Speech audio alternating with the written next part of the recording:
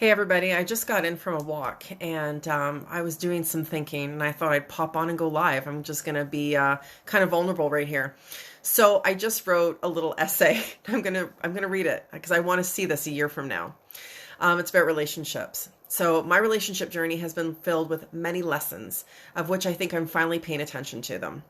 I have learned that relationships are often indicative of what we are most longing for. When we try to find a person to give those aspects to us instead of being able to create them for ourselves first, we are often left disappointed and still longing. Another person cannot complete or fix us. I don't know when I began to settle or to step into the role of provider and mother. That's me. I will love you even when you have nothing to give back. I will cheer you on, pay the bills, and tend to you when you need nurturing. What do I ask for in return? I don't think it mattered because even when I did ask, I would simply settle for the promise of more without the action of actually providing what I most hope for. Honesty, communication, openness, unconditional love, financial support, and respect. That's what I wanted. I wanted to be a priority and I wanted to feel loved, yet I settled all the time for the bare minimum. Why did I do that, you might wonder? Did I have a low self-esteem? Was I a martyr? No, I had a very traumatic childhood, and the one thing that I got used to was the feeling of being disposable and not worth fighting for. Abandonment and rejection was what I was so used to, so I just sucked it up, did my best to be perfect, and I failed time and time again, only to keep trying harder the next time. And you know what came out of that?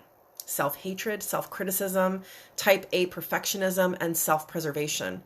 Don't ask for much, don't say too much, don't be you too much. Looking back, it is heartbreaking what I did to myself and what I allowed myself to accept. I was married for almost 16 years. Well, there was a break in between. A couple of breaks, actually. I love this person, though. I saw the good in him even when he showed me that he could care less about me. He was a good father, but later I learned that a good father doesn't need to be a shitty husband, after all. Isn't he supposed to be the best role model for his children? Of not only what a parent should be, but also what a partner should be. Would I want my son to be the same sort of partner to his love, or would I want my daughters to choose a partner with their father's qualities? Right now, I wouldn't. I'm hoping that he's better in his current relationship. But like I said, I always look for the best in people, which is why I held on for so long. I did ask him to go, which led to 2 separations and a suggestion to take a job out of the country. But it was him who finally ended it. And honestly, it was the best thing that ever happened to me because I was free. I felt the energy shift immediately, and to be honest, I was relieved. But I don't think that anybody believed I was really as at ease as I claimed to be.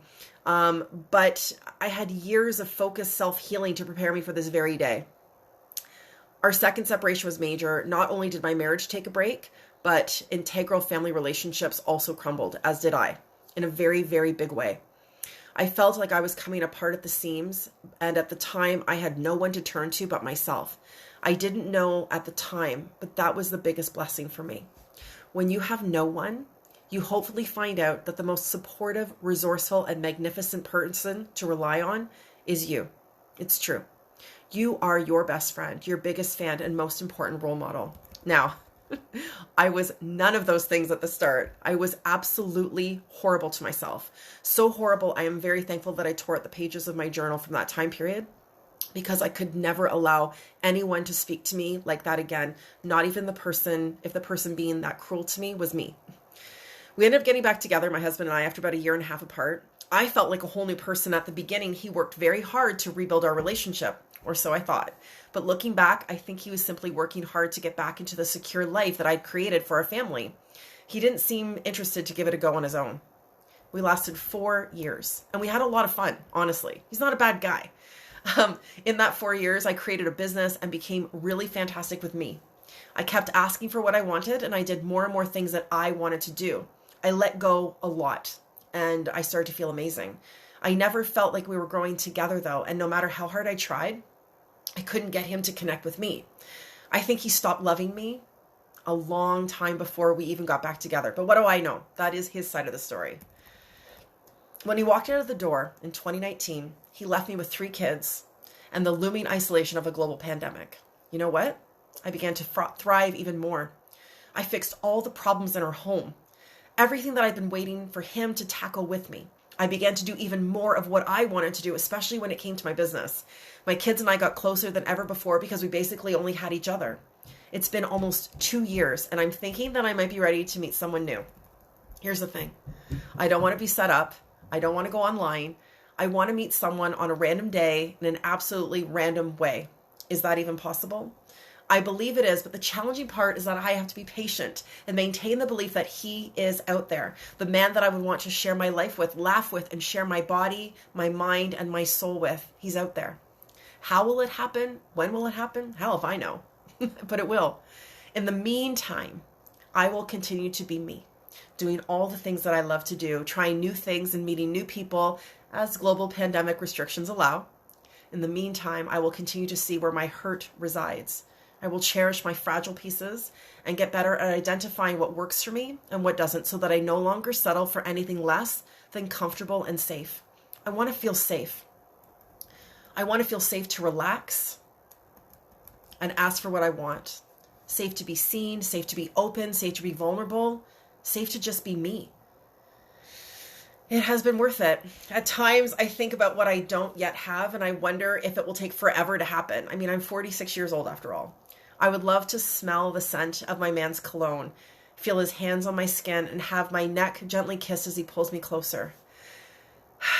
It will happen one day. How do I know this? I know this without a doubt because I am smart, I am beautiful, I am accomplished, I am sensitive, I'm funny as hell, I am caring, I'm soft, I'm gentle, honest, loving, and you know what? I could go on, and that's really a good thing.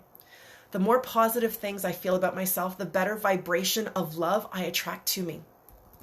I may not have that man yet, but what I do have are so many fulfilling relationships and with really amazing people.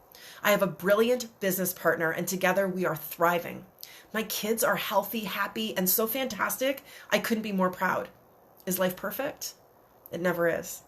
That's life, man. But you know, right now I have the best life that I have ever lived, and it is just getting better. Thank you.